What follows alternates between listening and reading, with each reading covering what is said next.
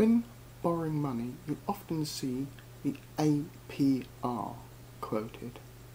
So what's the APR actually stand for? It actually stands for the annual percentage rate. It doesn't matter whether what you're borrowing is in pounds or in dollars or any other currency, it all comes to the same thing. I'm going to use pounds here as the example.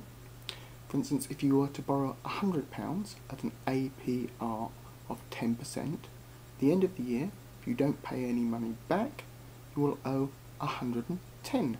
Now, why do we use the APR? The easiest reason we use it is actually for clear comparison, so you can compare one interest rate with another very clearly, so you know that an APR of 10% is less than an APR of 20%. But there are factors like what they call a compound interest rate, where interest might be compounded over days, weeks, or even months. What that is you're not just paying interest on the loan, but you may actually be paying interest on the interest over a period of time. It may also be a period of time where no interest is actually charged, or there might be loan arrangement fees paid, but over a year the interest will come to the charged amount will be the APR.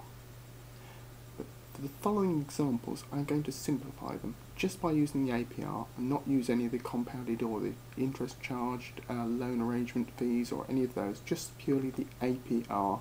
It isn't totally an accurate result, but it does give a good idea of the amount paid without going into the minutiae of each loan agreement. Let's look at, say, a credit card, which for my example I'm using APR of 24%. Now, at the end of a year, borrowing £100, you will now owe £124, which will more than double if you borrow it for 4 years. But after 1 month, you will owe £102, at the end of 2 months, you will owe £104, meaning that over a few months, it is a reasonable way to borrow money, but for longer periods than that, it can be very expensive. Now we come to the really expensive way, the payday loans, which may have an APR of something like 2,400% at the top range. Now at the end of the year, that will mean for a sum of £100 borrowed, you will now owe £2,500. Now, of course, payday loans are not meant to be borrowed over such a long period of time, but even after a month, the amount owing would be £300, and after a week you'd owe just over £145, which makes these kinds of rates to be avoided under almost all circumstances. Now that's hopefully an easy explanation of what the APR, or the annual percentage rate, actually means and how it affects what you borrow.